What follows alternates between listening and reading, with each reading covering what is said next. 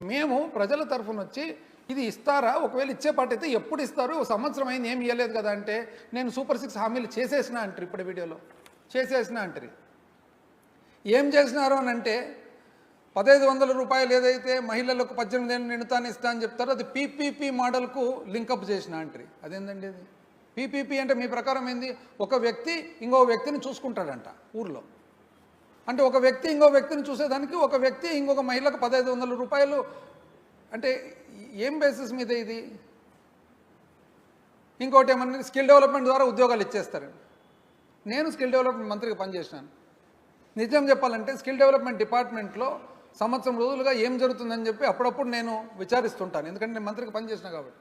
మేము ఏదైతే స్కిల్ డెవలప్మెంట్లో మంచి మంచి కార్యక్రమాలు స్టార్ట్ చేసినామో దానికి ఏమాత్రమో అదనంగా చేయకపోగా జరిగే కార్యక్రమాలు కూడా జరగడం లేదని చెప్పి ప్రజలందరూ అంటున్నారు. వాస్తవమా కాదు మీరు కనుక్కోండి. స్కిల్ డెవలప్మెంట్ సెంటర్ల దగ్గర పోయి, కాలేజీల దగ్గర పోయి, ఐటీఐలు, పాలిటెక్నిక్లు, ఇంజనీరింగ్ కాలేజీలు అన్నీ కూడా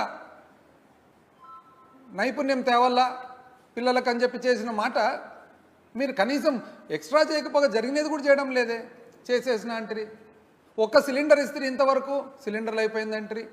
ఆగస్టు 15వ తారీఖు నుంచి బస్సులు రాబోతున్నాయని అంటున్నారు. 1.5 సంవత్సరం నుంచి బస్సులు వస్తూనే ఉన్నాయి. అది చేసేసిన అంటారు.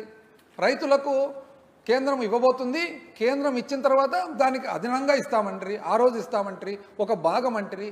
ఎట్లండి ఇంత? అంటే ఇంతవరకు అయితే ప్రజలు కన్ఫ్యూజ్ అవుతున్నారు. ఇప్పుడు క్లారిటీ లేకొస్తున్నారు ప్రజలు. ఏమని? ఇదేదో అయ్యేటట్లేదు ఇది అని చెప్పేసి. ఈరోజు ప్రజలు ఎందుకు ఆగ్రహంగా ఉండారంటే ఎప్పుడు కూడా మనము ఏమి చెప్పకుంటే ఏమనరు, మనం చెప్పి చేయకుంటే అప్పుడు ఆగ్రహం. ఆ ఆగ్రహమే ఈరోజు రోడ్ల మీదకి అందరు ప్రజలు వస్తున్నారు. దానికి మీరు కోప్పడతారు, మీరు ఇరిటేట్ అవుతారు, మమ్మల్ని బెదిరిస్తారు, ప్రజలను బెదిరిస్తారు. ఆ వీడియోలో చూడండి, అందరినీ బెదిరిస్తారు. ఎట్లండి మీరు ఇంత వయసులో పెద్ద మనిషిగా ఉండి మీరు ఇట్లా బెదిరిస్తే మమ్మల్ని అంతా?